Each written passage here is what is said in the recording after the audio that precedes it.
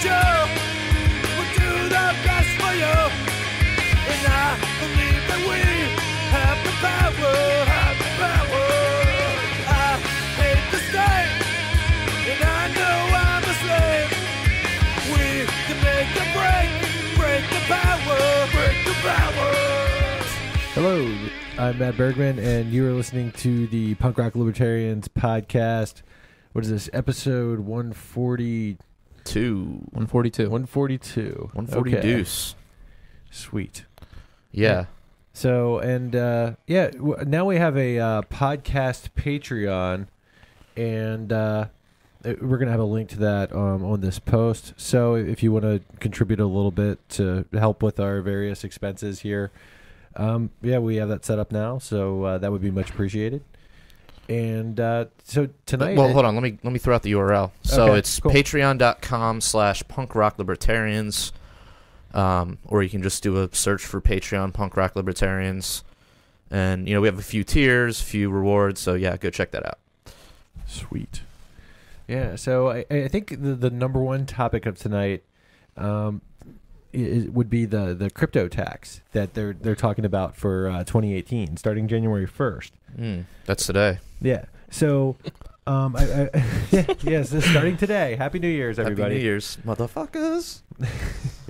Yeah. So starting today, apparently, anytime you do anything with crypto, whether if you change your Bitcoin to Litecoin, and then you buy, you change that to another currency. It used to be, correct me if I'm wrong, you only got taxed when you changed that crypto back to U.S. dollars. Yeah, I mean, I don't know that there was ever anything actually laid out specifically, but I think the IRS was classifying crypto, at least crypto trading, as like capital gains, which you would only, with like a stock, you buy a stock, and then when you sell the stock for U.S. dollars, then you pay your gains on that, or your losses you can claim.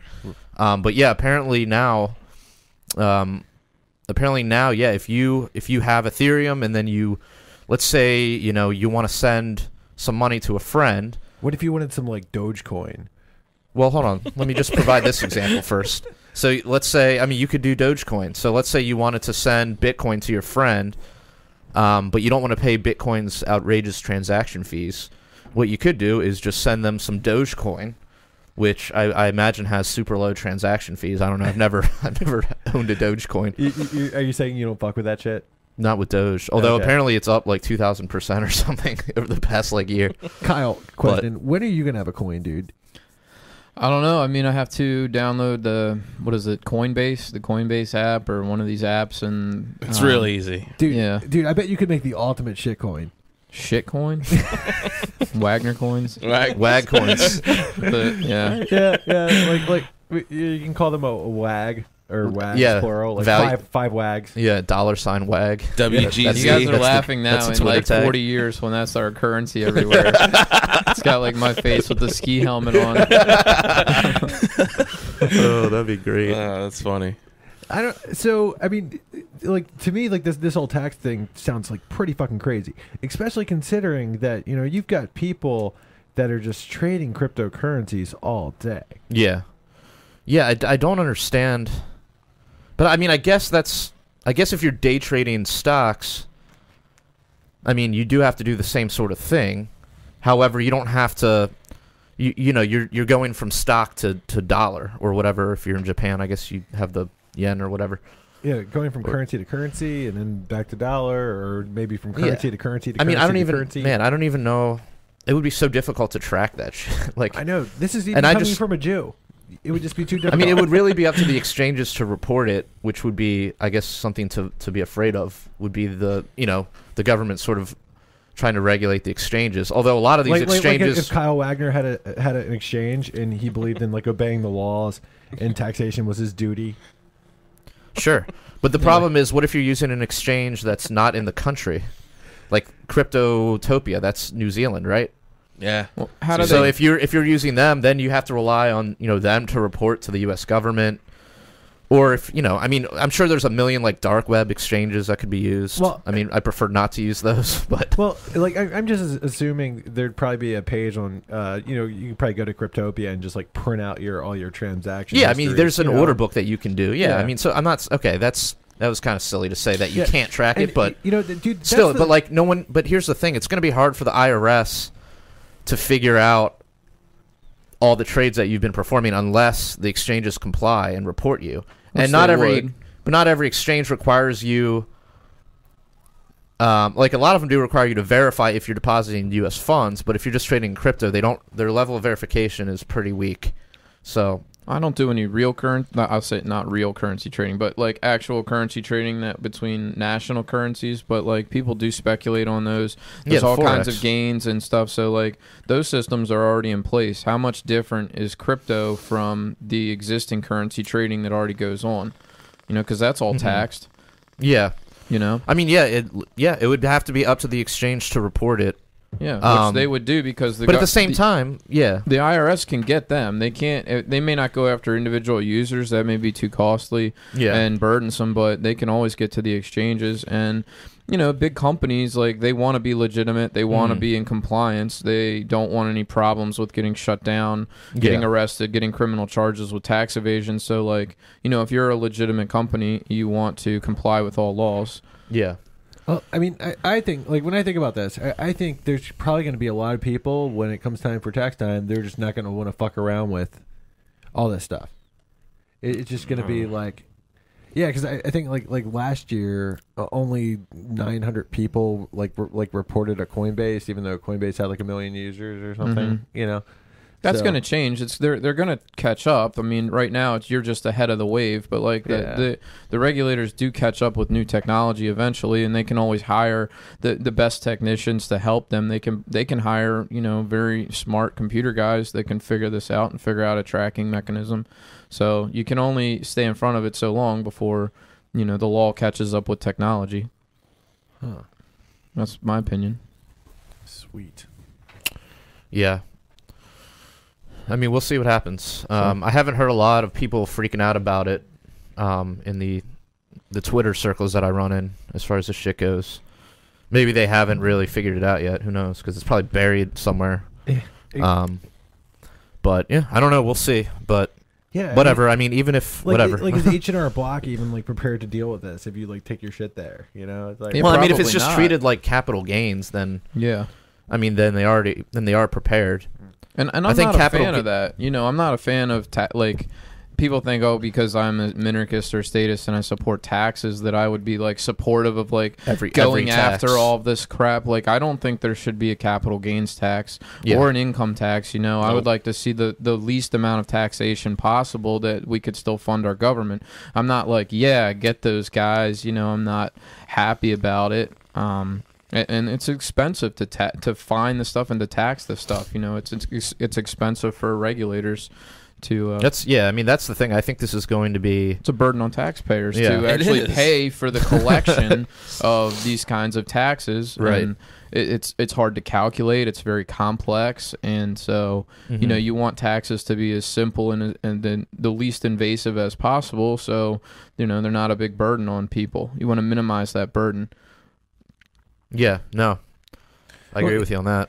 Isn't it kind of fucked up though with the IRS? It's basically like, the burden of proof isn't on the accuser like it would be in any other reasonable situation. Yeah, What it's do you on mean? you. Yeah, it's He's on you. saying it's on you to Yeah. prove your innocence, that you paid the amount of tax that you owe, not on them yeah. to prove that you didn't. Yeah, I mean, Right. It seems kind of fucked up to not have a code like this if they're not going to have a way for you to easily deal with it. I don't. Right. Mm-hmm. I don't know. It's pretty fucked. Yeah, I mean, we'll see how it shakes out, but I think you're going to see a lot of people just not paying it. I mean, how? I don't know, what are they going to do? Just go around arresting like swaths of people? I mean, I may speak for myself, but like, I still don't even understand how this works. I 100%, and I bought a bunch of, cryptocurrencies lately, and it's just, it's hard to, I mean, such minute transactions that they'd be after you for something so small, but yet now they're just trying to get their, get their hands in everything. It's typical. Yeah, I mean, anybody who didn't see this coming does not have very much foresight. Yeah. You know? Like, at all. Because clearly, like, if money is being made, I mean, if you've got kids that are becoming like millionaires overnight, essentially, of course the government wants a piece of that action. You know? But I mean, like Yeah. they already would have got a piece of it if they just took it when you cashed out. I'm not justifying Yeah, it. yeah. I'm just saying they're whatever they're gonna do is what they're gonna do. Sorry, I'm trying to share this. Right Yeah, now, like I so- wonder if they even realize like what this will entail for some people. You know? Yeah. The amount of like record keeping. Yeah, it seems really ridiculous. It's just another way, you know, when you have the monopoly of force behind you, you get to do whatever you want, and they want a piece of anything that they feel like someone's making money. They want a piece of it. Yeah, well, they have capital gains tax laws in place, so they Yeah. want to tax capital gains. These are capital gains, you know. Not saying that's a good policy, but that's Yeah, they're- I understand, you know, yeah. they're enforcing the laws as Congress has written them. So Kyle, when are you going to buy into crypto? You know, I thought I really wanted to do it just so I could be more of a part of the conversation with you guys. Like to me, that's so I'm sweet. sort of an impartial observer.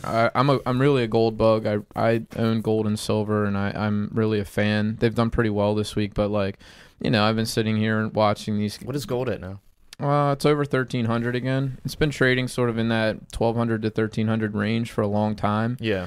And everything is up except for like gold and silver and maybe some other commodities. But like housing prices are going through the roof, stock prices, crypto, bond prices. I mean, really, you know, they're always like, oh, there's no inflation, but like the prices of a lot of things have really gone through the roof. And I think a lot of that is the Fed, the money that they've printed over the last 10 years is finally starting to matriculate through our system, and it's driving some prices up. And the low interest rates, I think there's some borrowing behind these asset prices spikes because people are going, hey, I can, you know, I'll borrow money and buy crypto. You know, I'll do it on leverage. So they're levering up. Even some companies have done share buybacks where they've borrowed money because they're going, look, the interest is so cheap, we're going to buy our own stock back, and that's going to drive the stock prices up. So a lot of this is driven by the central bank. You know, it still is the center of gravity in our economy, even though our politicians never talk about it. Dude. So just more bubbles. Yeah, Kyle, absolutely. It's a bubble economy. Kyle, dude, I actually know a guy who like took out a bunch of credit cards months ago, and then bought a shitload of crypto, then paid off the credit cards, and now he's loaded. Yeah, well, see, he got lucky. He caught the wave going up. Had he done that at 19,000 or whatever it hit, or 20,000, Well, and then it dropped to 14. Yeah, that's you not know, that's not a smart that's Yeah. not a smart I mean, investing, dude. He lucked out. That was good, luck. Good for him that Yeah. he got the timing right. But, you know, there's lots of people that didn't get the timing right. I'm sure there are stories of people that were like, they bought it at the absolute peak and then it dropped. So, Yeah. I mean, No doubt. I mean, you always run that risk. oh, that's speculation. Yeah. / investing, you could call it. But all investing, and I don't care who you are, you say like it's investing like you really know what's going to happen. You don't really know. You've got chartists that look at the ups and downs, and they're like, that's a classic head and shoulders pattern or whatever. You know, no one can predict the future, so we just all do the best we can. It's like it's like that saying, you know, you pays your money or you place your bets, something like that. I don't know. The higher the gain, the more the risk. Yeah, sometimes. Like sometimes, yeah. all right. Well, Kyle, So are you guys ready? let's move on. Ready to, for the next topic? I'm Yeah, really excited about this topic. So every year in my my Facebook group, ANCAP versus Minarchism debate group, we do libertarian awards. So I got some. I kind of modified it for this because some of it's just internal to that group and most people in the movement don't know those individuals and stuff. But I do have the major awards that like is basically movement wide. So I thought we'd start with like the 2017 ANCAP of the year, run through the people that really contributed something to the movement this year, that were their voices were out there, and then announce the winner, the ANCAP of the year. So you guys want to hear the nominees? So this is from your group, right? It is my group, but it's like it's looking at the movement as a whole. No, yeah. I'm just saying this is Yeah, but I actually conduct a poll in my group. So Okay, yeah, let's hear I just it. want to mention a couple guys. The first nominee is Dave Smith. Yeah, you know, he would be the first on my list. That I felt his podcast, Part of the Problem, came on the map for me this year. He's a really funny guy. Mm-hmm. He was on Fox. He's been on mainstream television. I just feel like he made a really big splash this year. He's real chill when you listen to him. He's not, I just feel like I don't agree with the way he frames things and everything. Obviously, I'm not an ANCAP, but like I felt like he made a big splash. Mm-hmm. So he deserves to be nominated. So the second nominee is a guy you guys may not know. His name is Vinnie Marshall. He founded Think Liberty. Have you seen their Think stuff? Liberty. They founded a podcast and Sounds familiar. and a Facebook group, and they Think Liberty's just, I don't know how many likes they got, but they kind of exploded really quick. Mm-hmm. And Vinny was behind all of that. Next guy is a guy named Joshua Smith.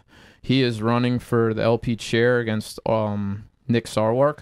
So he's done a really good job of self-promoting himself. Again, if you're not on Facebook, you don't see this stuff, but like his Joshua Smith for LP chair has been like shared all over the place.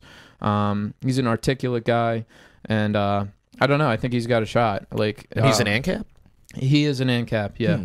Is he the one that went on Tom Woods' podcast and asked him to be the president, run for president? I'm not sure. I don't listen regularly, but Would he ask Tom Woods to run for president? There's a good possibility he's been on Tom Woods. Like That's dope. he's pretty prominent in the movement. Well, who's the one doing the? God, I wish I could remember the Libertarian Caucus, or I'm sorry, the Mises Caucus in the Libertarian Party. He was the guy. Well, Michael I was Heiss. getting to him. He's the next one on my list, actually. Well, there we go. Michael Heiss founded the Mises Caucus. They became one of the larger. That's okay. Just going by Facebook group size, which is not really not necessarily a fair assessment, but they're trying to get Sarwark out. Yeah. And so that's, I think, their main goal. And Joshua Smith is, as far as I know, their favored candidate. Mm-hmm. And then, he founded a pretty sizable group, and it's the Mises Caucus. And he's been on Tom Woods a lot. He was on, I don't know if he was on Part in the Problem, but, he made a splash. I didn't know who he was. Now I know who he is. So he's one of the nominees. I got Jeffrey Tucker on here. Jeffrey Tucker was my ANCAP of the year last year. This year, he wrote a book called Right Wing Collectivism. Yeah. I've been reading the PDF. It's pretty good. Mm-hmm. He's been out on the forefront, like basically saying we're drifting too far to the right, and we need to be aware that there are threats to liberty on the right. Yeah. The Trump movement, the nationalist movement, the Liberty Hangout guys. He's really sort of been leading the charge against that threat from the right-hand side, which is, I think, interesting. I don't know that you could say anybody else is leading that charge. I saw him speak on a forum at a Students for Liberty event with Tom Palmer and David Bose from Cato. Yeah. And they were all sort of in agreement. They were not liking this right-wing populism that's been sweeping the country. And I'm sure everybody here has seen it sweep into the libertarian movement. All these right-wing guys that are like, tend to be anti-Semitic. They tend to be, anti-minority. They are supposedly have traditional values, they like... I mean, Matt is sitting right next to you, okay? Yeah, I know, right? Yeah. Nothing more traditional than this guy. I don't know that any more needs to be said about it, because this is really about the awards and not about the influx of the right-wing nationalism into our movement, or the alt-right, whatever you want to call it. And then the last guy is Hans Hoppe. I feel like even though he's a very unpopular among half the movement, and this is something I've seen in the ANCAP movement over the year, was sort of a divide between sort of the regular traditional ANCAPs. I'm not going to call them left ANCAPs, but some of them have drifted a bit left. And the new Hoppian, sort of harder right-wing ANCAPs, sort of Hoppian. I just call them Hoppians. Yeah. But a lot of these guys, like Jared Howe and Justin Moldo, like Hoppe is their favorite guy. So they're following him. So in our group, which, again, a lot of people don't know, Vinny won ANCAP of the year by a slight margin over Hoppe. So, really? Yeah, founder of Think Liberty. Again, this voting is limited to my weird. I've never heard of that guy. Facebook group. But that was a good kind of review of the year of who made made Yeah, I would waves. out of those four. Wait, which group was this? Kylosphere? No, this is it's not Kylo. Kylosphere is Wait not a a minute. group. It's a troll page about me, So dedicated to trolling me. This one guy just trolled me all year long. But my fault, Kyle. This one guy named Matt Bergman. No, I'm not going to give him the pleasure of being. So the guy, the Think Liberty, don't they have a T-shirt of you? Vinny actually did produce a T-shirt of me. I'm tempted to buy it. He asked me for permission. It says taxation isn't theft, and it's my face on a communist propaganda poster. So it's not favorable to me. I also had a lot of debate against Vinny about natural rights over the summer.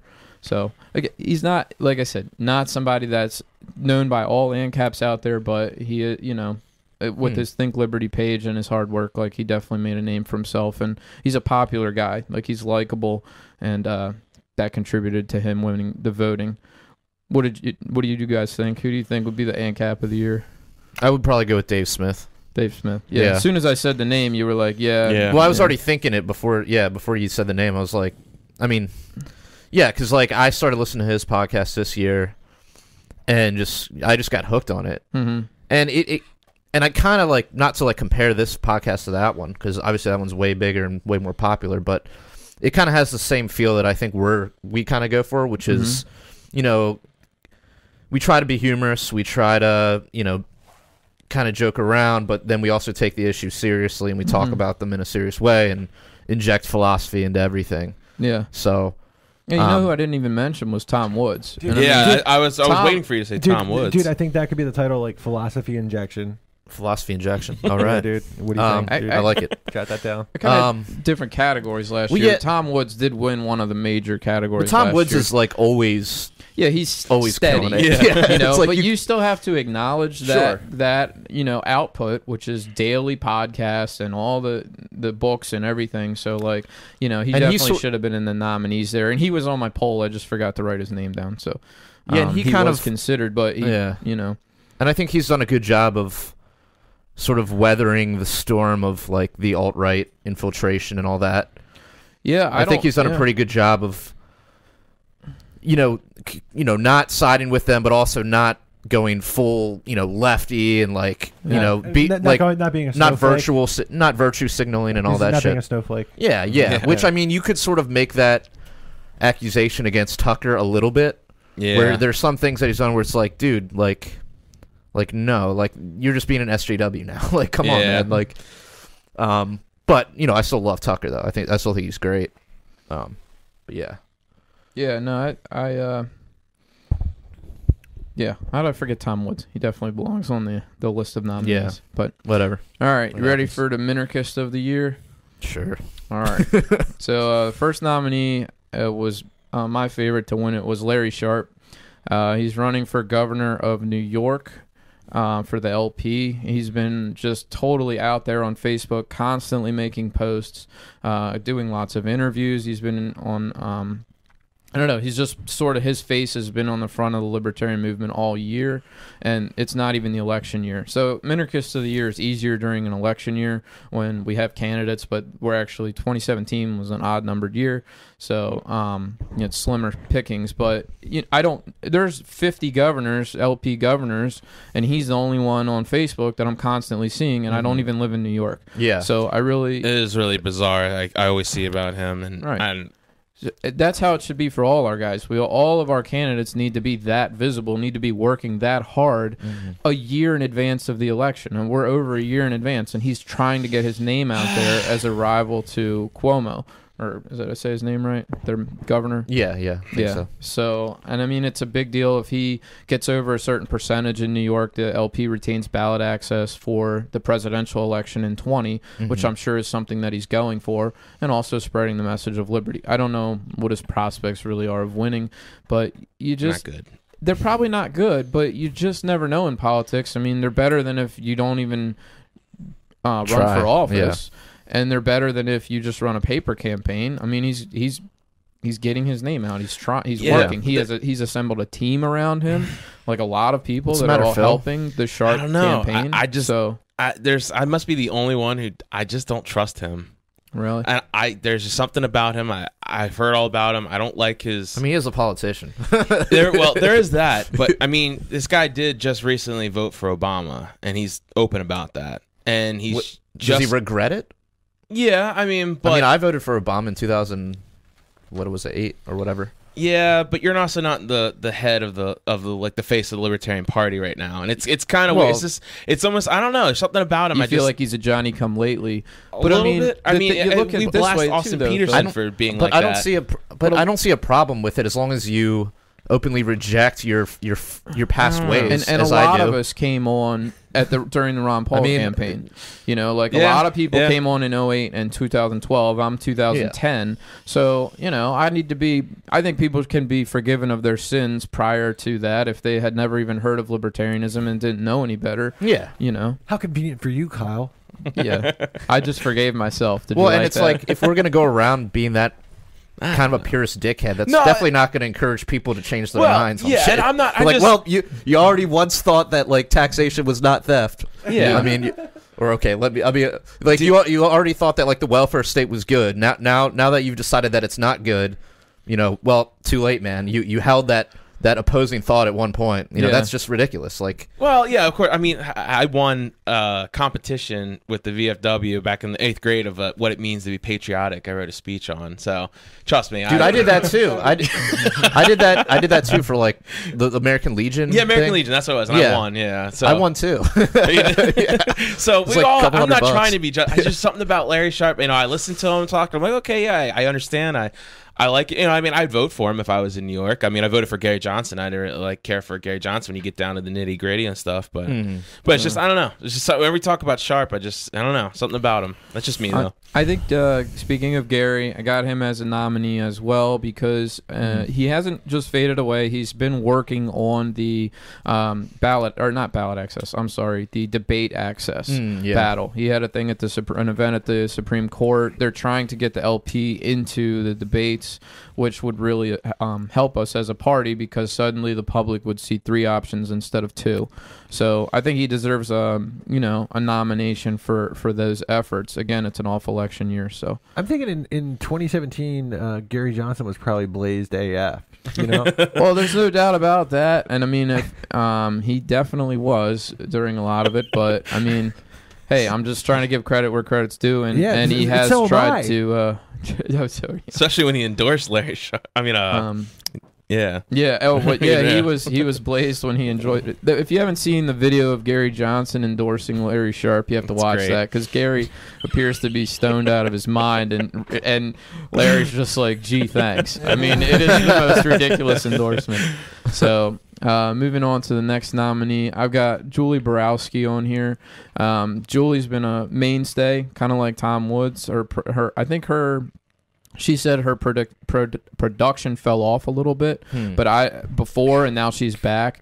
I've seen very consistent production out of her. Her posts are coming out constantly. Her videos are coming out constantly. They're still funny. They're still edgy. I don't know. I felt like she didn't miss a beat this year, and so she deserves credit for her continued efforts.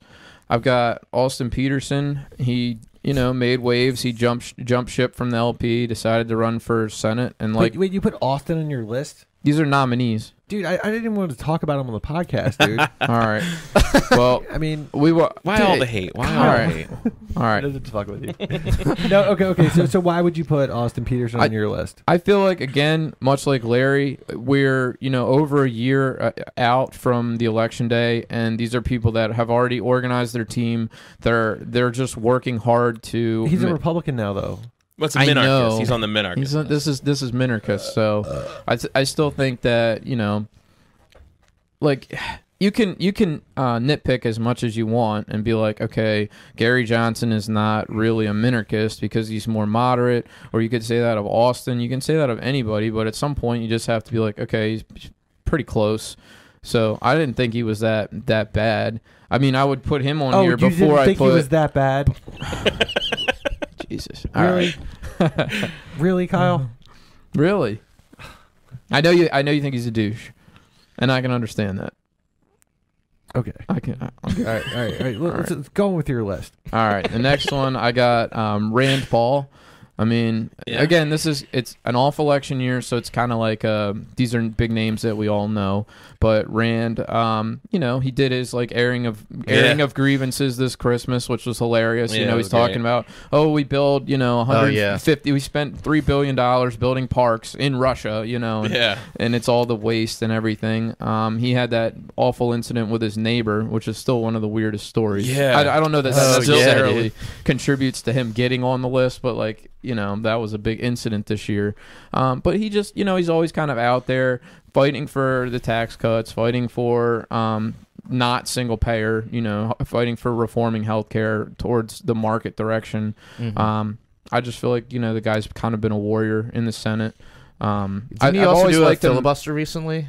I think he quite possibly. He threatened to do it. I thought he threatened to. People were like, "Oh shit, dude, fucking Rand Paul." I mean, I've liked him better in the Senate than I did as a candidate. I didn't really like the way he articulated the message as a candidate, but in the Senate, he seems to enjoy being a thorn in their side and stopping bad bills. And he makes it so that they have to compromise in our direction or towards less government direction, because it's like, I don't know, they have no intellectual leaders in the Senate, and he seems to be one that's on the capitalist side. They're always like, what does Rand want to, what is Rand's plan? So they do look to him. So I think he deserves to be on there. So I mentioned Gary Johnson, Rand. Oh, okay. Last and not least, a guy that retired from politics, but he has stayed very active on Facebook and with his institute and with his Ron Paul. Yeah, Ron Paul. He has done his Liberty Reports daily. I think they're daily. Yeah, but daily. I've watched a lot of Liberty Reports this daily, year. Monday through Friday, He is not a guy that is just laying by the pool. He's dressing up in a suit every day and going on and talking about the news, talking about current events. So I thought that he definitely deserved a nomination for that. More importantly, he never bashes anarchism. Yeah, that was a shot at you, Kyle. Yeah, I get that. So, I thought I had to include him as a nod to all of his efforts this year. He's been great. He's always working. He hasn't stepped back. So, well, you guys want to hear who won? Yeah. Ron Paul won the poll in my group. Nice. Yeah, Larry Sharp came in second. I was thinking where did AP come in? Down the list, pretty far down the list. Yeah. But as soon as I put Ron Paul on there, I was like, I think he's gonna win. But because he's so popular, I thought Larry Sharp probably does. He was going to be my favorite. And then I was thinking about Ron. I'm like, I got to include Ron because, I've seen him on my feed all year long, and commenting on everything that happens. It's like, here's Ron Paul's take. So he definitely deserves a lot of credit for that. Yeah, actually, I have a Facebook friend who shared Ron Paul every day for 365 days in 2017. Oh, that's wow. awesome. Yeah, I'm sorry. You're sorry? No, it was pretty cool. I thought, people were like liking it all year. Is it like there's a one page with like the same picture of Ron Paul every 4 hours? No, oh yeah, like no, he just said like Ron Paul day 69. What, like just the word Ron Paul, or like a quote from Ron Paul? Just Ron Paul. Yeah, and I think he also said what day it was, which day of the year it was. It would be cool to just have someone do like Ron Paul quotes. I'm sure you could dig up 365 awesome Ron Paul quotes. I'm sure. Yeah. I've got two other small categories. We'll just actually really one, but it's just I split everything into ANCAPs and minarchists. So I got most embarrassing moment for ANCAPs. This is always fun. Last year, James Weeks won it with his naked strip dance on C-SPAN. Yeah. Really hard to top that. But this year we've got former ANCAP Jared Howe. Jumps on the Cantwell train and helps Cantwell run a podcast from prison. Really? Yeah. Shit. So, Jared Howe goes white nationalist, I guess, would be probably the number one, or not number one, that's one of the nominees. The next one is one that you guys would probably agree with, but it's Arvin Vohra, The Troops Are Moralist Murderers. That was to me embarrassing, but I know a lot of ANCAPs agreed with that. And then the third one, I'm not going to mention their names. There's a couple individuals in my group that have been taking this argument, and I don't know if you guys have heard of this argument. It's the what if the child consents. They don't believe in age of consent laws. It kind of started with Ian Freeman on Free Talk Live. He was making that case that, okay, if a child understands sex, like, you know, a 10-year-old, and he knows what, and he says yes, then he's consented, and so that's okay. Right, so that's the argument. They don't agree with age of consent laws, and in my group, we had basically a month-long debacle with these people arguing, "What if the child consents?" And you know, I'm surprised you didn't boot them. I mean, I don't know, man. Their position was we're not pedophiles. Pedophilia is abhorrent, but logically, under the NAP, if a child doesn't refuse, if a child says yes, they can consent. And so the other side was taking the position that a child lacks the mental capacity to consent, so that's not a real consent. You know, but I mean, they can consent to, like, okay, I want a peanut butter and jelly sandwich and I don't want spaghetti. So there's lots of things children can make, you know, that decision for. My position was, it doesn't matter whether they want to do it or not. We don't allow them because their consent isn't the end all be all. We don't go by what a child wants to do. If a child wants to light themselves on fire, we say no, you're an idiot. You know, like, kids are idiots. So to me, what they want to do isn't necessarily matter, because I believe adults can overrule children. You know, I believe in discipline. And I believe, you know, I also believe government can overrule adults. Like, if you want to rob a bank, the government can say no. So you can't necessarily do whatever you want to do. Shouldn't the bank say no? Well, the bank does say no too, but anyway, I don't want to turn this into a whole other debate. I think you're conflating. Let's not get into ANCAP versus minarchists. Let's just go with the award. My bad. The award, and I believe it went to the pedophilia debate, which was exclusive to our group. But again, it is pretty embarrassing. This was a month of just back and forth over this, and it's not exclusive to my group, because this is something that's been in the movement for a while. This sort of, how does the NAP fit with kids? You know, so. Now, minarchist's most embarrassing moment was much more difficult. Last year, it was. I'm sure you could guess. It was what is Aleppo was the number one minarchist embarrassing moment. But this year it was another Gary Johnson moment. Gary Johnson's the gift that keeps on giving. It was Gary Johnson's. There's only one nominee. It was Gary Johnson's endorsement of Larry Sharpe.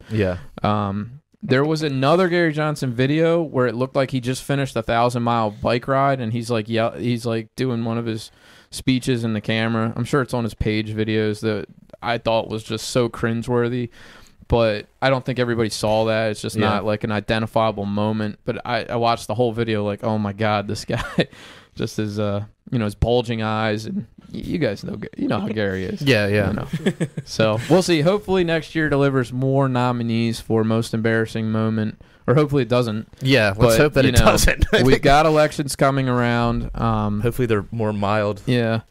And, the only real race we had this year, which we dropped the ball big time on, was the Roy Moore, Alabama race. We had a race where the entire country was watching, and write-ins were a factor.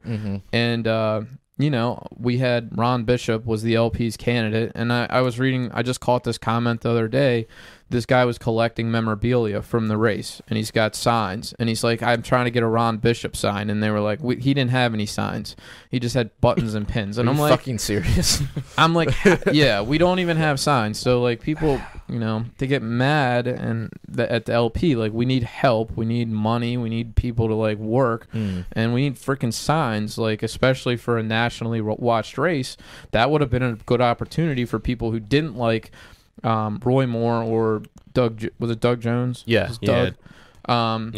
Like, you have another guy that's like maybe shares he doesn't some have of the all more the conservative doesn't have all the sexual allegations, and he's going to cost Roy Moore that election probably, and they're going to blame us for that. But Roy Moore sunk himself. I'm okay with costing a pedophile. Right. Roy Moore, they're like, oh, it was because of the write-ins. People wrote in Mickey Mouse. That's why Roy Moore lost. It's like, no, he lost because it was months of, like, new women coming out saying this guy there was misconduct, and whether that was all fabricated by his opposition or not, I don't know, but I'm sure it did enough to cost him the election where he had a big lead, and then that chipped away at it to the point that he actually lost.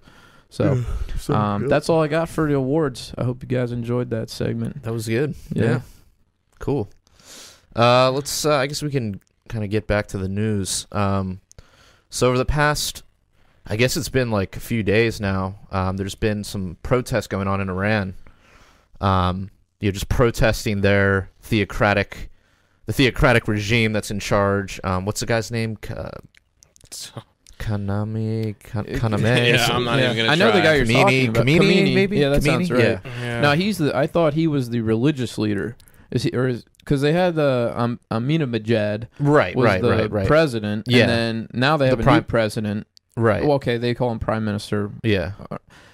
Forgive me for not knowing all of this. Like, I just don't follow Iran that close. Yeah. I'm with you on it was Khomeini or something like that as their head priest. Right. Sort of. But, I haven't followed it, so do you guys know what's going on over there? I mean, it just seems that they're rebelling against the more, oppressive elements of the religious theocracy that's kind of in place there. Like the big picture that's kind of going around is a girl like not wearing a hijab, or whatever, and then like I think she might have been holding it up on a stick or something. Yeah, I think that's what she was doing. You know what I had heard actually that's coming back to me now was that it started with them protesting high prices, which again would go back to what we were talking about earlier, the Fed possibly driving up prices for things, and maybe that's trickling into the global economy, driving up commodity prices. That may have started it. Now, maybe there's some social element to it, but I definitely remember reading that they were protesting prices. Yeah, it might have started off that way, but yeah. I mean, I saw it shared on a lot of like the secular Twitter feeds that I followed. Once the maybe they were kind of twisting it at their ends or whatever. Once the airing of grievances begins, once you open that Pandora's but I mean, isn't that how like all this stuff kind of always starts is economics? A lot of you know what I mean? Yeah. Like it's just like when you realize like you'll put up with a little bit of oppression, but once you can't feed yourself, that it's like fuck. All right. Yeah. Once the shelves are empty or you can't afford gasoline, then people start to hit the streets, and then it's everything else. But yeah, that's a good point. Yeah. Well, I just saw before I came over here, Edward Snowden was tweeting about the whole incident. And he was saying that he was pretty much calling for Google to turn back on the internet. Oh, that's the other thing. Their government shut off their internet. Yeah. Oh, wow. And Google's complying so that they couldn't with it. organize protests and all that. Yeah, I'm sure Google is. I mean, at least there, right? They probably have employees there that would be subject to being arrested, and they may not have global reach. Iran can't reach Google's global headquarters, but they can reach Google employees in Iran. Sure. So you can arrest or shut down servers or do whatever you need to do. Mm-hmm. They have some countries, they have like a kill switch, don't they? Like an internet kill switch. They can. Yeah, I'm sure. Yeah. All right. Especially if like all their internet services are regulated like utilities, like everybody fucking wants here. Yeah. It's like, if the government decides they just want to shut off the internet. I mean, you go after Comcast, Verizon in this area, like you could really shut most people out. Yeah. Go after the big ISPs, and like we would be down. Oh yeah. I mean, I'm not saying that there isn't a problem of like a lack of decentralization. Yeah. They could do it here. That's all I'm saying. Yeah. Oh, they could do it here. Yeah. And we would all be like, "Oh my God, Snapchat!" Like, I'm just saying it's a lot easier when it's just running completely through the government. Oh, no doubt about it. Yeah. Well, it probably does that here too. I always imagine Facebook servers are like in the NSA, and everything I'm posting is just going right to the. Well, it goes through there, and then they out. store everything. I mean, I heard that they're not logging. It was the Library of Congress, I want to say, used to be archiving every tweet. And they've recently changed that policy, and they're no longer archiving every tweet. I think it was the Library. Every tweet? Every single tweet was being archived. Wow. Yeah. I'm sure they're archiving the president's tweets. I mean, yeah. Well, I would imagine they would run out of. I mean, that would get really expensive. I don't know whatever happens to a lot of this stuff. You search Facebook and stuff comes up from like 8 years ago. So it's like, yeah. It's all stored somewhere. Oh yeah, I mean, I'm sure like Twitter and Facebook are storing their archives on their own servers. We talk about privacy concerns, and then we just put all our crap out there for everybody to see, like daily. It's a question. Yeah, but you're consenting to that. Yeah. I mean, it's stuff you choose to put out, and once you hit that post button, it's public, or But that's different than the CIA hacking into your smart TV and watching you fuck your wife on your couch or whatever. Yeah. Like that's not consented to. Like I mean. It's a good point. I get what you're saying. Yeah, I mean, people like to bitch about Facebook and privacy and all that, and like, I'm sure you can definitely have a gripe with their lack of transparency in that regard over the years, although I think they've gotten better. But at the same time, it's like you are consenting to at least a portion of that. You can't get mad when they do what they want with it, you know what I mean? Now, I do have a problem with them giving it over to the government, if they're doing that, but... Yeah, like I was saying earlier, most companies, they want to be in compliance. They're not going to really resist that hard. Yeah. There has been stuff with like Apple trying to get access to people's phones. One of the mass shooters recently, they had that issue. They were like, his phone's encrypted. Yeah. And the company, which ended up being Apple, they wouldn't let them have access to which is his cool, phone. which is what I hope these other corporations would do, is I would like them respect. to have access to that guy's phone so we can find out what the hell he was thinking, but not at the expense of everyone else's privacy. That's what I'm saying. Yeah, exactly. And it's like if you open the Pandora's box of, okay, now we just give the government the back door to everybody's phone. Yeah, I don't like that. Then I'm not that's comfortable with fucking that horrible. idea. I mean, it sucks that like, and maybe there's another solution where Apple like, if you subpoena for that phone, like Apple's like, all right, well, we have the key. We'll unlock it, essentially. We'll decrypt it, if you provide a subpoena or whatever. Yeah. Like, there's probably a way to do it that way, which I'm not opposed to that. However, that does create its own risks. Yeah. Where if Apple controls a key and somebody hacks Apple, exactly, then everyone's phone is fucked. Well, so it's better to just not. I don't know. This really ties in with the next topic that I put on there, Jesus, dude. which is like the New Year's security and the football security. And just as a culture, I'm seeing us really turning toward a lot more. That was your mouse. Yeah, your mouse dropped right there. Something busted off. Yeah, we are doing like that Ben Franklin quote. I'm sure everybody's seen it. Like, those who trade liberty for security deserve neither. Yeah. You know that quote? Yeah, of course. Yeah, of course. Everybody's seen that. So I feel like that's a general trend that I'm seeing in our country. Like, I went into the Ravens game this weekend. I'm going through the metal detector. I'm taking stuff off. I'm getting wanded. And then I'm watching the news at night, and they're like, security is at record levels in Times Square, in Vegas, all these places with these New Year's parties. So we as a country are really trading liberty for security. We're turning into more and more of a police state, out of fear of terror attacks and mass shootings. And it's an unfortunate side effect that stuff happens, and then the reaction is higher security, more, give them permission to break into the phones, trade your privacy away, trade your civil liberties away, all in the name of security. And it's just a crazy, it's not a good phenomenon, it's not a positive thing. So what do you guys think? Have you seen that? Yeah, of course. I mean, I go to a lot of sporting events, and it's just stupid. Like, I just feel like it's just for people to calm people's minds. Like, oh, okay, well, I mean, where were people shooting it up at? I mean, there was no real incidents of, like, I remember at Nationals Park, I go to like Nationals games, and I remember they put in this whole metal detector system, and I'm like, when was there ever been a gun violence at all? And I just in my head, I'm thinking, like, when has there ever been an incident whether involving guns or anything else inside of a stadium before? Did you see the movie Sudden Death? No, I have not. I'm thinking of Face Off, I think. You think it's with Sudden Nicolas Death. Cage. I don't know. No, Sudden Death. It was like Jean-Claude Van Damme, and these like terrorists attack like a Penguins game. Oh, yeah. I'm surprised there. I mean, I have not seen that. I'm surprised there hasn't been one. Like an attack on a sporting event. Well, that's not a movie, but like in real life. Yeah, I mean, that's something that you run the risk of, but you just don't see it. I mean, it just feels like, okay, so you're adding all these extra measures, but could it really have done anything? I mean, because my wife, we took in we had our two kids were still in strollers, and there was like a dual stroller, and it wouldn't fit through the metal detector. I mean, all it would have taken for me is to put something underneath in the bottom, because they didn't check it, and they just led her around with the stroller. And anything I wanted to bring in, I could have brought in. You know, so it's just like, it's just an illusion. I mean, it's stupid. Especially you think about the airports, like the biggest thing that they talk about is when they make you throw away your bottle of water in a trash can that could be a bomb in front of a whole group of people. Yeah. You know, just in case it's a bomb. Like, I think this could all be solved with privatization. Yeah, private security. Yeah, or just like privatizing. Like, I mean, stadiums aren't really private. You know, right? Like well, airports are not private. It's a public venue, right? So you have this monolithic organization like the TSA that's just a government agency.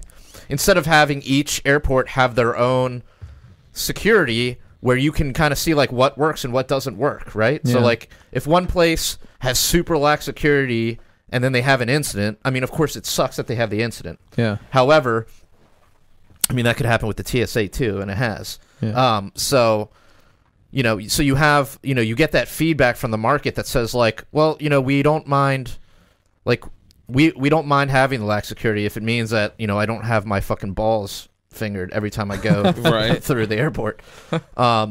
Whereas some people are like, well, I don't want to go to that airport because they just don't seem like they're very secure, so I'm going to go to this airport instead, or whatever, or this airline, whatever it is. Like, when you introduce competition in the marketplace, even things like security, we can figure out like, okay, well, what is the best, most safest way to implement this without infringing on people's rights and privacy and, experience. Well, if you think about it, I mean, the any of these airlines, they don't have to worry about their security is being subsidized by taxpayers. Exactly. I mean, so what's their incentive to be safe? They're like, oh, whatever. I mean, that's TSA's fault. We can blame it on them. That's their issue. Yeah, and it's scary too to think it could expand. Like when is TSA coming to our stadiums? Right. Yes. Right. Yeah. When is TSA coming to concerts? So you go to everywhere you go, there's security agents, and it's like the progressive mindset. Just have the federal government do it. We got a problem, so. This is a job for, federal man. And then they bring in, this monolithic federal agency. Fedman. Yeah, it's crazy. And, I also traveled this month, so I saw, obviously, the TSA is never a pleasant experience. No. I went through the scanner, I don't know if they're safe or not. The big... That guy? Yeah, for me, the cancer scanner is preferable to the pat-down. Just personal experience. I don't really like being groped all that much. Kyle, don't you normally have to pay for that? Yeah.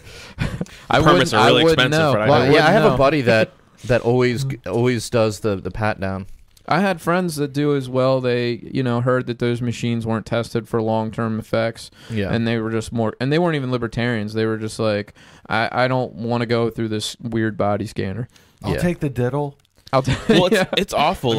I've had to go through not the full strip down, but when I was right after September 11th, I went to go visit my uncle, and it was me and my cousin, and he forgot his itinerary. We were teenagers, and he forgot his itinerary. I forgot my ID, it was right out. This was probably right before Thanksgiving or right after Thanksgiving. I can't remember exactly the circumstances. Did they let you fly? I can't believe they did. They let us because we were underage. But every stop they made me pull down my pants down and I'm turn thinking, your cheeks. Did they at least take you into another room, or was it no? I was in front of people. I had to pull down down to right above my balls. I had to pull my pants down. And, they stuck their hand in my underwear and felt around and stuff. And it's gross, dude. And that's why I'll never I'm against having my kids fly anyway because it inconveniences everybody else. Whatever, that's a different thing. But you're actually a good person. I would never want to take my kids. Infants that cry. Well, I mean, even toddlers. I mean, they get ear pressure and they don't understand and they don't know what's going on. It's scary, loud noises. I mean, that could be frightening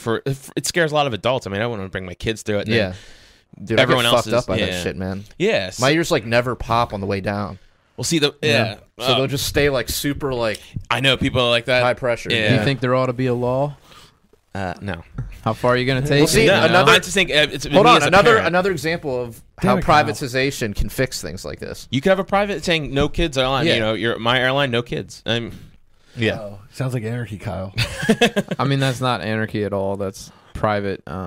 Private enterprise is not anarchy because privatization is a legal structure. It's like it's an outcome of law. The law says this is private. It's not communal. It's not anybody's for the taking. It's just this owner. It comes from law. Agree to disagree. Okay, well, the law. Everyone disagrees with that. Me as Everybody thinks that without the government and its Well, laws, depend- that we would default to private property, but that's not the case. Well, me as a father, I'm not going to bring my kids on board. No government had to tell me don't bring your kids on board because it inconveniences everybody else and it might scare them and discourage them from flying. And So you wouldn't impose your values on everyone else through a law. well, I don't need the law to tell me that. I mean, it's legal now to bring your kids on the plane, so Yeah. I don't need the law to tell me, hey, don't do that because it might be bad experience for them, and on top of it, it might inconvenience a whole lot of people if like I can't keep my daughter quiet for several hours because she's screaming. Then then you'd have all the emergency situations. It'd be she needs surgery in California, and we need to get on this plane. And Well, I can just imagine. well, I mean, it's just you don't. we're need going to see grandma. And Well, whatever I don't happened want- to you're just not letting her on whatever this- happened to just shaming people.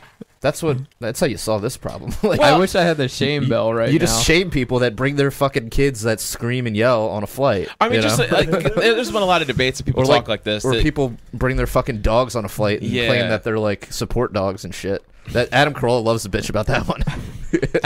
Adam's taking like cold showers. He's always talking about the cold showers. Yeah. I think he's nuts. I'm not taking cold showers in the middle of winter. It's Well, like, no, it's I like would- 8 degrees here right now. Yeah, my bathroom doesn't get that warm enough for me to do that. But so back what we were saying about the whole security issue is just like I don't want to bring my kids through a scanner where God knows the like you said, long-term effects of it. And I mean, it's so easy to take pictures of it. Yeah, they don't have IDs. How does that work? If you're a minor, you don't have a driver's license. So what do they? Yeah, I guess. Well, so I guess that's why What are they they let me doing? fly. I mean, it was I just didn't have, so they put me through extra security measures. Yeah. Because How old were you? I was like maybe 13 or 14, maybe something. Or I don't know. I think it was like 14. Yeah, why would you have an ID at 14? Yeah, and I forgot it. I did have it was like an identification. They came through our school, and they were like, like take IDs, like your parents like privately like get an ID for you. And it was just my parents told me to keep it with me at all times, but I forgot it, and that was my only verification through the airport, and I completely just lost it before I came. And so the security measures, like I can imagine like them. Also, I don't want them to pat down my kids either. Like some pedo, they're touching the inside of like my daughter's like that just grosses me out, and I don't know if I could like handle that and want her going through that thinking, yeah, no, this is okay for this guy when I tell you only doctors are supposed to touch you there. Yeah. And now oh no, he works for the government. The government man can touch you all he wants. Yeah. That reminds me of that USA fucked. Gymnastics doctor. Did you guys hear about that guy? Oh, yeah. Nasser. yeah. I think his name's Nasser. think He I like did. molested like 120 of those little girls over the years. So Yeah. gross. At USA Gymnastics. And yeah, I read some of the testimony. I was like, okay, what did this guy really do? He really molested them. I mean, I'm not going to get into it, but I mean, it's just that's the worst case scenario. You got a predator in the position of trust, and he's a doctor, so they're thinking, a 13-year-old girl doesn't really understand what this doctor that everybody supports is doing to her, and it's amazing it took so long to come out. Well, I'm saying these positions of power really attract people that have that sense like they know they can get their way, so it attracts that. God, it's like a moral hazard Can he you creates. imagine? It's just like A pediatrician, like, yeah, I mean, and he's a predator. I mean, that turns my stomach, man. yeah, it's gross. I mean, it's but that's kind of like it's one of those. But when you create agencies like the TSA where you're allowing these people just to feel on everyone, and it's just this culture where we accept this as like, oh, it's okay. Government says they can do it. It's fine. It's like it's teaching children that and also like I said, it attracts people to that position when they know, like, just like megalomaniacs, like they want to get in power and enforce the rule. Like you get these assholes you live in neighborhoods with who have like they want to yell at you about your dog's not on a leash and you have your yard hasn't been kept up with, and they want to call the cops. Like, these people just and when you create positions where they have ultimate control, that they naturally get attracted to it. So, and I feel like that's the whole thing with security issues. Like, how far are we going to go with this? Like you said, I mean, how far is this going to be? I mean, when you go down the street, are we going to have checkpoints and making sure no one's doing that's a anything good wrong. DUI checkpoints. That's another good Yeah. example. And we were debating DUI checkpoints and what I thought about those. And I'm like, well, how far do you want to take it? Because you could require that every car has to be installed with a breathalyzer, and you have to blow to start your car. They do that for people that have had DUIs. They could do that to everybody. So it's all back to that liberty versus security kind of balance. Yeah. Where how tyrannical do we want to make things to protect us from all harm? And you don't want to go too far toward police state. You don't want to become like 1984, constantly watching everybody, making sure they're doing what they're supposed to do. That's taking away privacy and taking away civil liberties in the name of safety. So it's a theme. I feel like it's a theme. No, I think Ron Paul tried to say like, no, you're actually making us less safe by doing that stuff or something. Maybe it's a moral hazard if you think, okay, government's protecting everything, so I don't have to be vigilant. Exactly. I don't have to take care of it myself. That's the other downside, yeah. Yeah, you take some of that personal responsibility away. I don't have to protect myself because, the police will protect me. So that's another risk. Well, yeah, I mean, that was literally like the first thing my father-in-law said. He stayed up to watch the ball drop, and I didn't.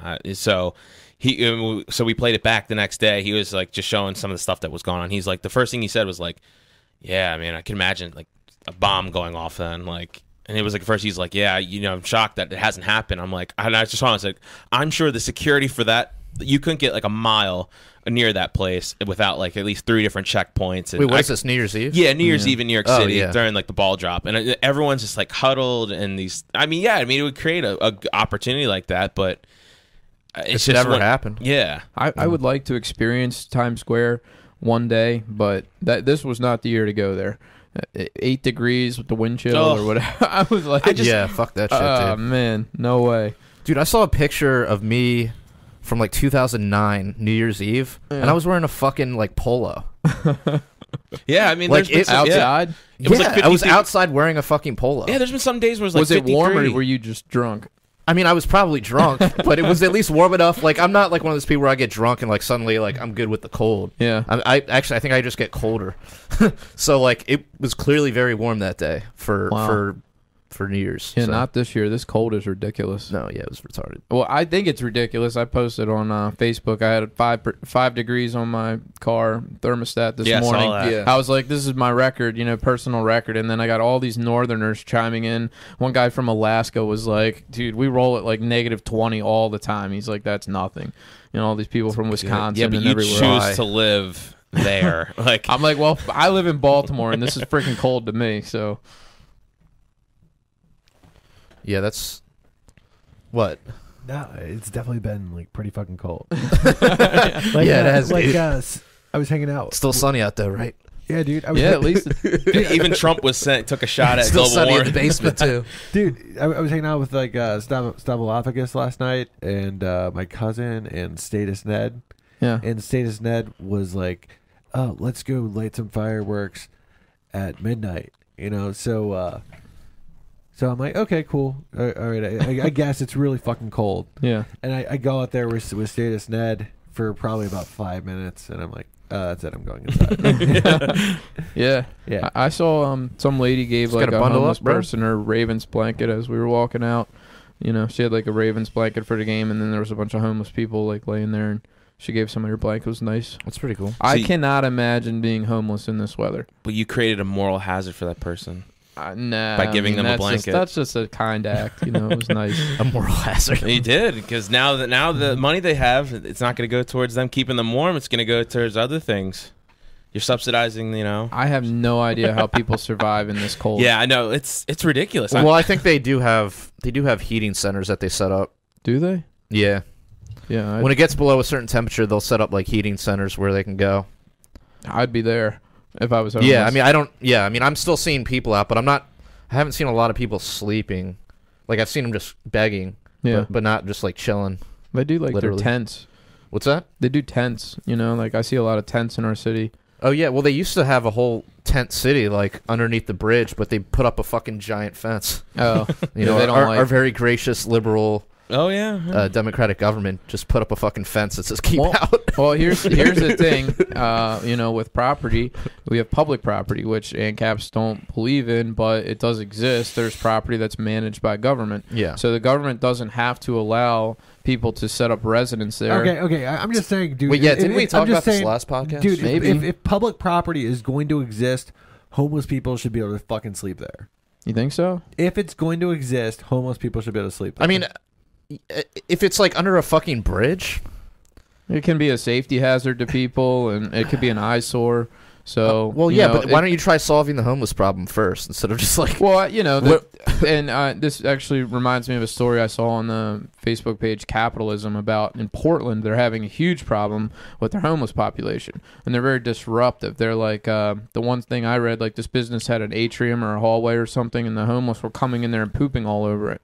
So they're like, this is ridiculous. But they're breaking the shit poop. They're breaking glass. They're basically robbing places. Well, yeah, And that's obviously they have not this acceptable. huge community of I don't know if they're hipsters or what the hell they are, but they live in Probably. tent cities, and the city has allowed these tent cities to just grow and grow. Yeah. And now it's become a huge nuisance. So they're trying to figure out what to do about it. Yeah, I mean, I can see. I don't know. There's a happy medium. I mean, there's completely forcing out your entire homeless population or whatever. I mean, because where are they going to go? You know, they're going to have to go somewhere unless you start building them somewhere to live. You know. Do you ever see the South Park episode with the hippies and Cartman tries to get the hippies out of the city? Is that when he builds like the? Wait, is that when he he? a giant drill? Yeah, the drill. Like he Yeah. throws like a festival and like builds a giant drill and just like plows through. Yeah, he's like, because early on it's just like one or two hippies, and he's like, he's going to the mayor. He's like, they're coming. Yeah. They're invading the city. We gotta do something. Yeah. And they have like a hippie jam band festival or something like that. Like millions of them descend on South Park. Yeah. And he has to put the Slayer CD into the audio. Yeah. Because they got their like fish or whatever. Yeah. And so they build that giant drill to drill through this like mob of hippies, and then they put the Slayer CD in, and then that makes the crowd disperse. Right. They're like, oh, this is killing my buzz, man. But but this all seriously though. Go back to it. I mean, the drug war. I mean, I'm sure the homeless problem is probably mainly the drug war. I mean, a lot of people I'm are. going to tell you, it's minimum wage is a big part of it, because you're pricing these people out of the labor market. You're destroying all the jobs below $10 an hour that these people might be able to take, and then also housing issues. Your regulation of housing has made it difficult for them to get affordable housing. So. You kind of have to free the market in housing and free the market in labor, and then hopefully they can get jobs. It's tough. Libertarianism has always been, in my opinion, kind of weak on the what to do about the poor, because the government solution is simple. We'll just throw government money at it. We'll provide public housing, Section 8, food stamps. We'll take care of people. But then you run the risk of creating a dependent class. Right. But I mean, I wouldn't say that we're weak on poor. I mean, we just our solution is create more wealth and stop people and remove all barriers to people acquiring that wealth. Yeah. And remove safety nets too. I mean, get them not dependent on the government teat. Yeah. Get them.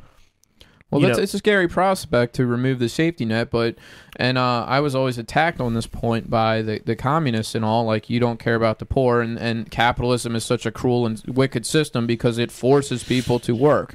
And then I've come to realize, like, that's actually a feature of the system, that people are incentivized to get jobs and produce and serve others in order to serve themselves. So you want people, to need it's to also work. Just nature. Yeah, I mean, it's you nature, have to basically. work. Yeah, like, you got to like, until we get to the point where it's like, we have Post-scarcity? Yeah, well, I don't think you can ever have post-scarcity, but you can get close, right? Yeah.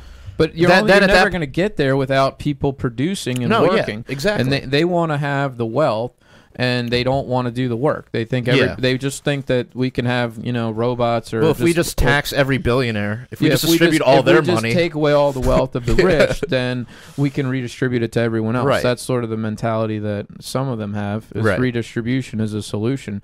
But no, you need people to be motivated to get out there and hustle. Yeah. You got to get jobs, and you don't want to put a wage cap in that, stops people who are below that from getting work. Maybe an $8 worker They're not going to get a $10 job or a $15 job, but they can Right. earn 8 if it's legal. Yeah. But so I really think minimum wage is tied to the homelessness problem. Yeah. And then, I mean, you can have charities that kind of pick up those people, like, like the mentally ill people that they're just never going to even be worth $1 an hour. You're always going to have a percentage of the population that just can't do it. Yeah. And so you need a solution to that. Yeah, and I think charities, if you eliminate, if we stop creating the unnecessary homeless population with minimum wage laws and all that other shit we talked about. You're also allowing it. I mean, which Matt supports, but some people wouldn't support. You're letting them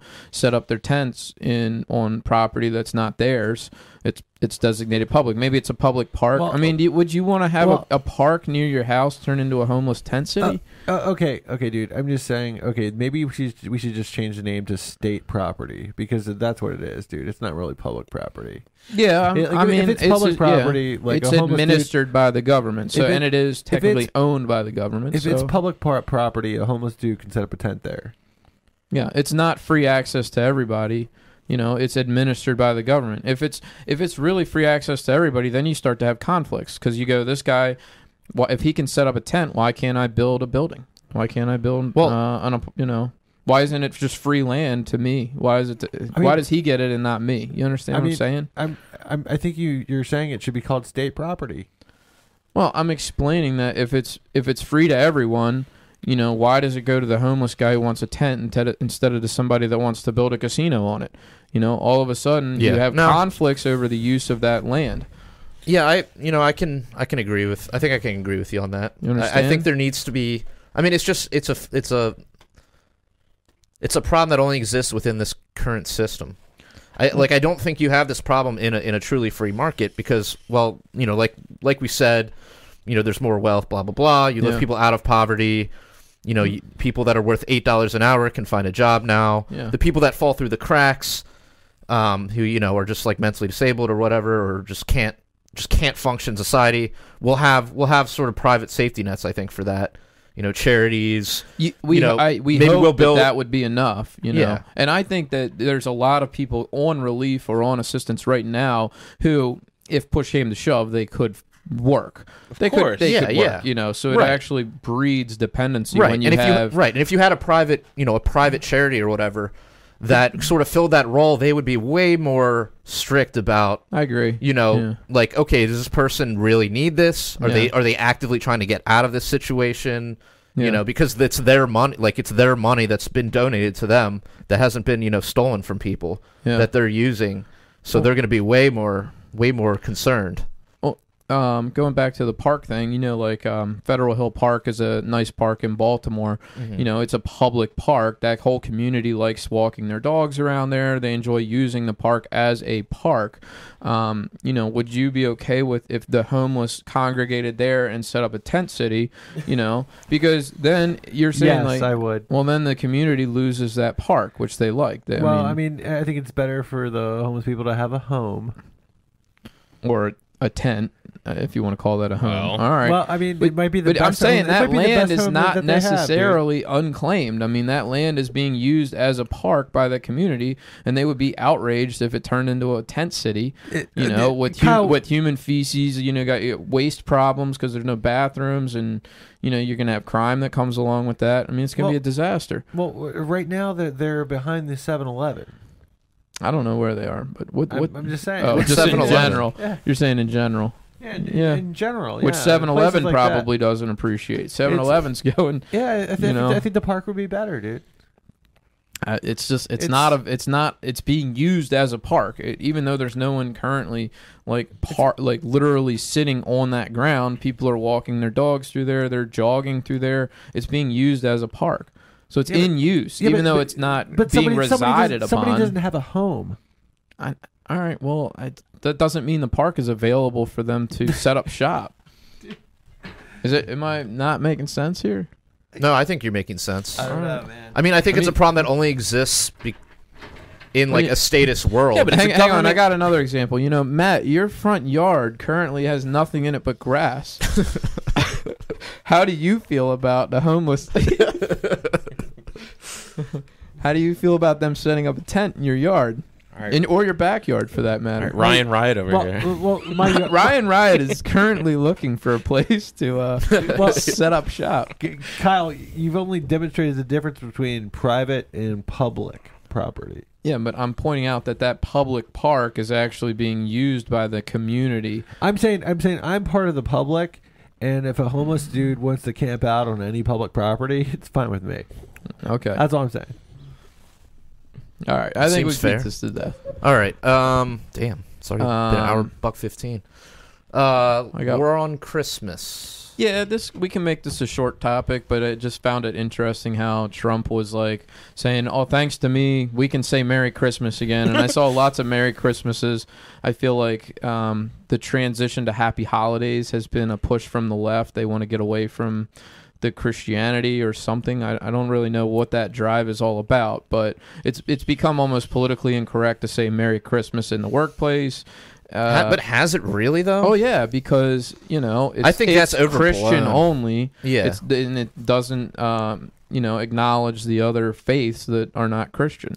So they feel like it's maybe discriminatory. I don't know. Like in the public schools, like are they still pro Christmas in public schools? But is that a war? Is that a war on Christmas though, or is it just like let's be fair?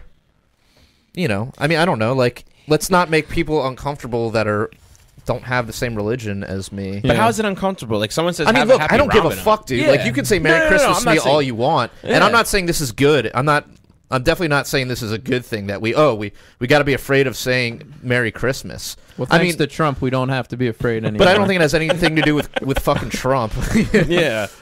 He took credit for it though. Just so there's videos of Obama saying Merry Christmas. There's like really, yeah. There's like a video of him in like 15 different scenarios saying Merry Christmas. I think he tweeted for the past 8 years it was uncomfortable to say Merry Christmas, but now thanks to me, yeah, you could say Merry Christmas with pride. Well, of course, Trump wouldn't lie about that sort of thing.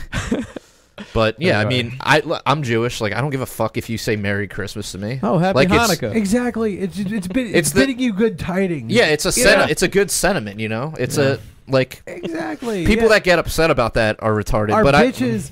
But if you're speaking to an audience, and that there's people of other religions in that audience, and you want to be like inclusive, then okay, fine, say Happy Holidays. Yeah. But yeah, I don't think it definitely shouldn't be forced on you.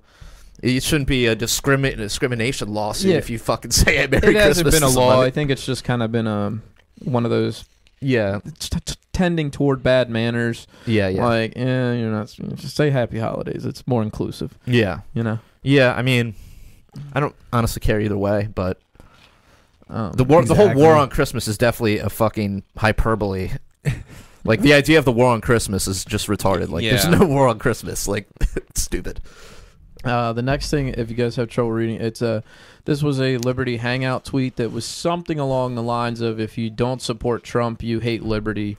I don't know what the exact tweet or quote was. Did you ever find it? That was the spirit of it. That was the spirit of it. They kind of went off a tangent over the past few days, just trying to make like. Dude, did you see Anarchy Ball going at it with them? For the past few days? Yeah, it was pretty great. It's just they're just I don't know. I feel like they're just they're really young. Yeah. Like, I listened to one of their podcasts, and all they kept talking about was white genocide and white genocide. I'm like, what are you about? Before I really realized they're just a bunch of Trump supporters. I guess they haven't got off that train, realizing that Donald Trump is no libertarian. But they always say, well, they said something. Yeah, they're like, if you don't support him, they always say like right wing is libertarianism. It's right wing. We need to make it more right wing. Yeah. They had an article recently. It was like how to promote liberty and defeat leftism.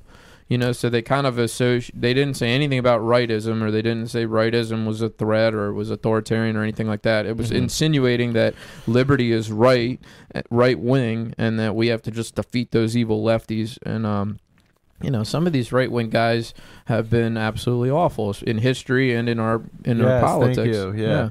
There've been a lot of right-wing dictators. It's a very authoritarian mindset. Yeah, I mean, and I just want to say again, I'm just like, fuck the paradigm, the whole like left-right paradigm. Yeah. Because there's assholes on both sides. Absolutely. It's I look at it like libertarian versus authoritarian. Mm-hmm. I know that, and that was a big mental shift for me when I kind of was like, okay, we have these left and right are these two branches of big government. I understood that, and then to me, anarchy was the counterbalance to that, and then to replace anarchy with limited government, classical liberalism, that was a big shift.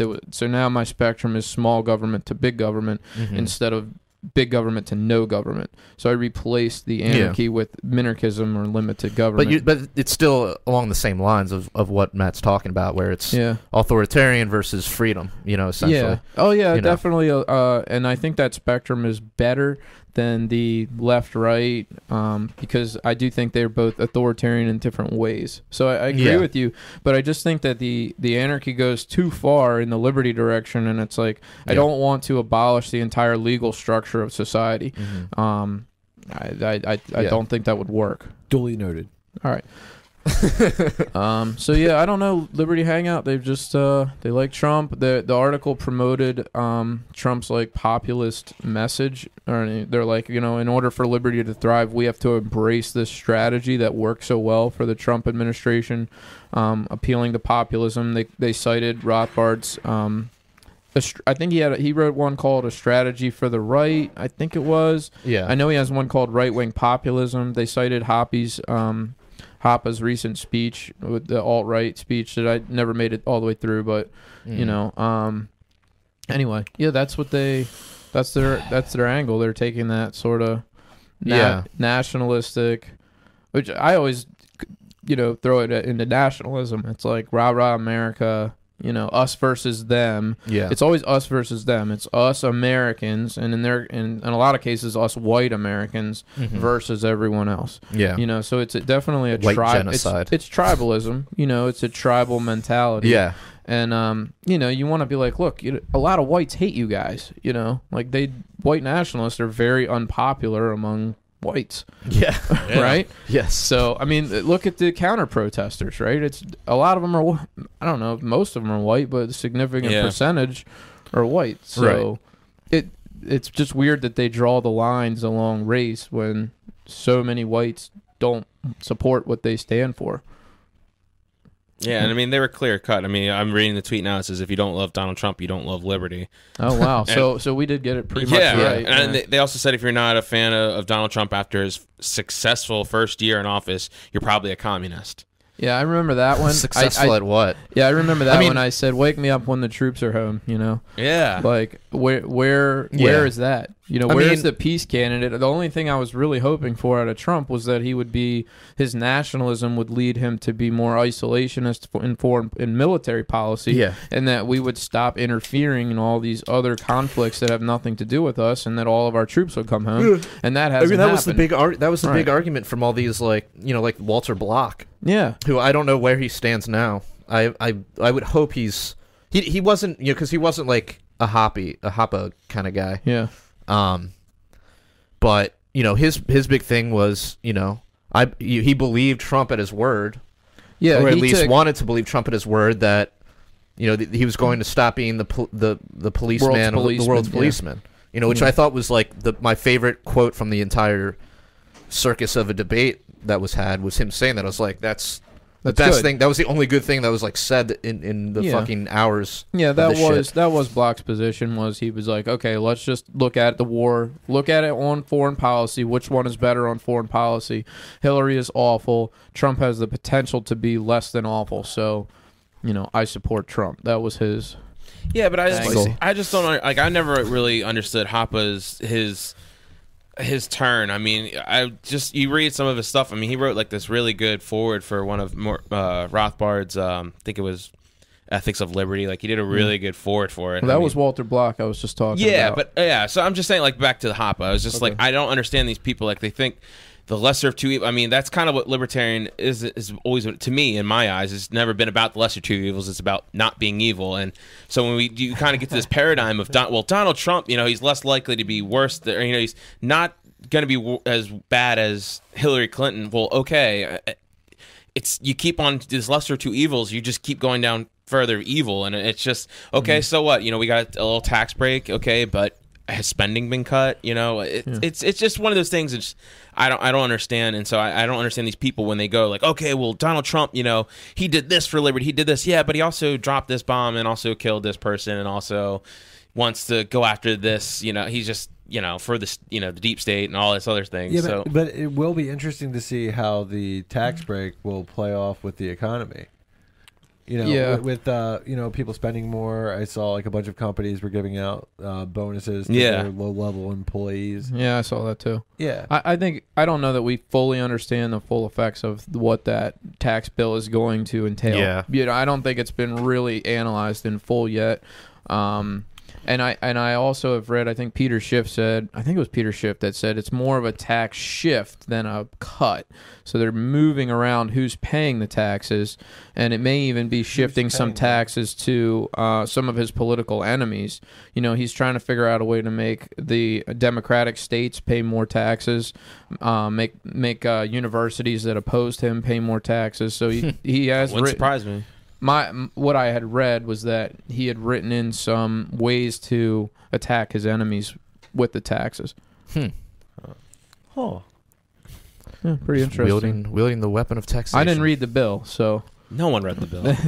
Yeah, I mean, I saw a bunch of graphics going around that were claiming that taxes were going to go up for people in certain tax ranges, but it's like, I mean, in certain states. I forget who wrote it. I forget which newspaper they wrote. They were like, they found the one person this tax bill screwed over, and it was a millionaire single person who rents. Yeah. They feel like his taxes will go up. I read that. That's what it was? Yeah, it's like your best argument against his tax bill was... They found somebody that it actually hurts. Yeah, and it was a millionaire single person. But they were claiming that it was going to hurt, like lower class people. Like their taxes were going to go up. Because and they pass around this fucking graphic, and I'm looking at it, I'm like... It takes away the state and local tax deduction. Right. Now most really low people don't itemize. They take the standard deduction, which the standard deduction is going to go up, so that's going to reduce their taxable income. Mm-hmm. Originally, the rates were supposed to come down. I think that got negotiated a little bit less than they were originally supposed to come down. But I don't know. We're all going to see, Yeah.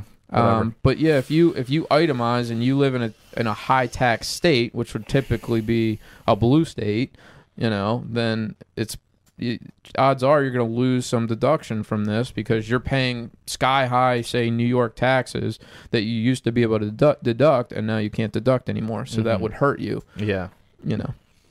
But I'm kind of like, I'm not pro-Democrat, so. Yeah, screw you guys.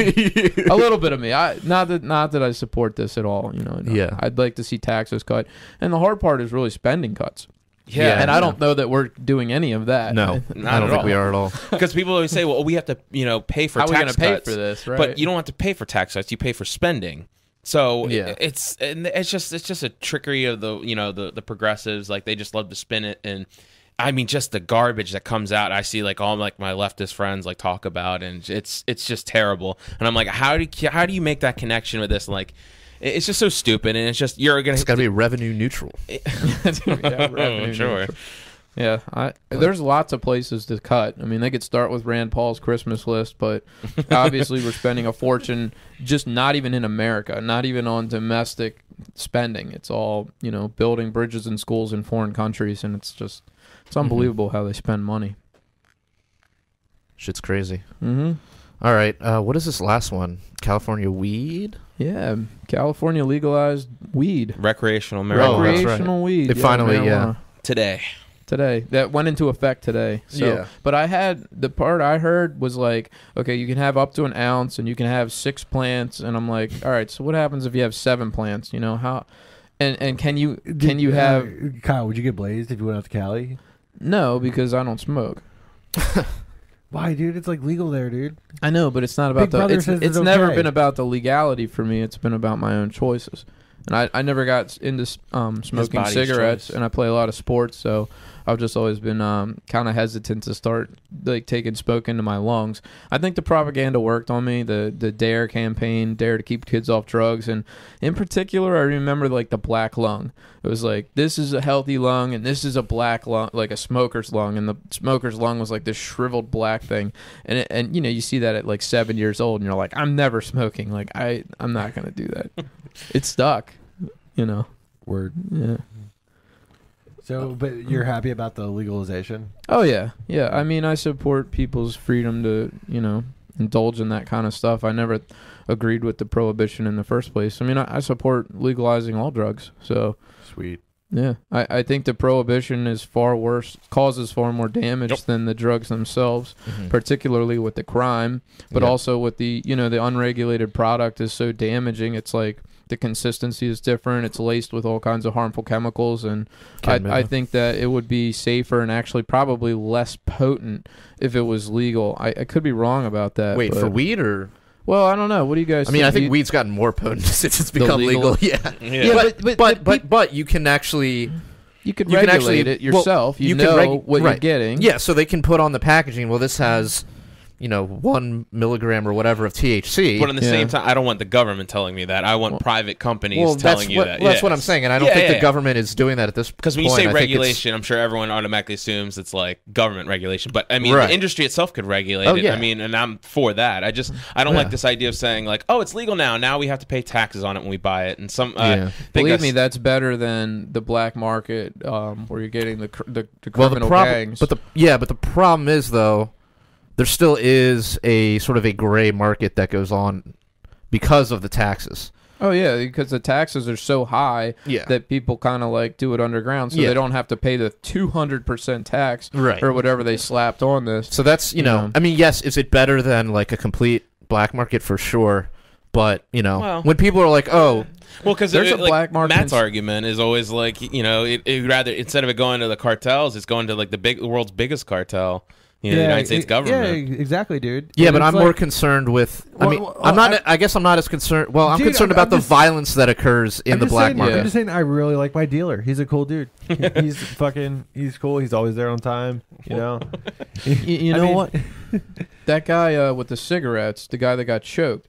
There's a black market in cigarettes because I think New York's taxes are so high on cigarettes that they actually truck Eric Garner was his name. Yeah, thank you. I couldn't think of it. His daughter just died too. His daughter just passed away. The suspicion was that he had like untaxed cigarettes, right? Isn't that why they were originally? Yeah, that's exactly what it was. Costing him because their taxes on cigarettes are so outrageous. But I also did hear that his daughter recently passed away from cancer. Yeah, and then the fucking governor had the nerve to like say something about it. It's like, dude, it's your fucking tax laws that killed him. They don't ever make the connections. They don't see it. They don't. Well, that's what I loved about Rand Paul. As soon as that shit happened, that's what he said. Yeah, you know, he was like, this man died because of taxation. Yeah, you know. Yeah, I was critical of Rand Paul, but like he's much smarter than your average senator. Oh yeah, you know. Yeah, I mean, I'm critical of Rand Paul too, but I'll take him over any other fucker. Yeah, that has a chance. You know what I mean? I think that's going to wrap it up, man. Yeah, that's about it for tonight. I'd like to remind everybody that we have T-shirts over at libertariancountry.com. We also have a website at thedailyliberator.com, and we accept articles. So if you have something to say, we provided a podium for which you to say it. We also have the Patreon. Patreon. Yeah, tell us about that, Jared. It's a Patreon. You can donate. What was that sound? You can donate some money to us to help us pay for putting on this podcast and doing a bunch of other stuff. Shekels? Kick a few shekels over. Are you accepting Bitcoin? That was a Jew joke. Add that to my little bag around my neck. It's so it's patreon.com/punkrocklibertarians, and if you could do that, we would very much appreciate it. Yeah, totally. Live free or die.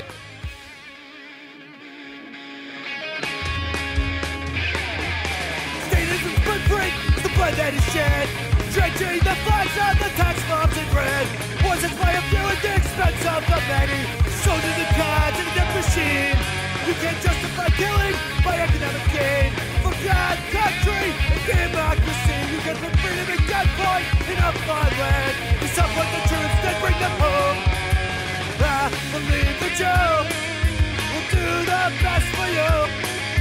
And I believe that we have the power, have the power. I hate the state, and I know I'm a slave. We can make a break the power, break the power. Society owes individuals nothing more than non-interference with natural rights.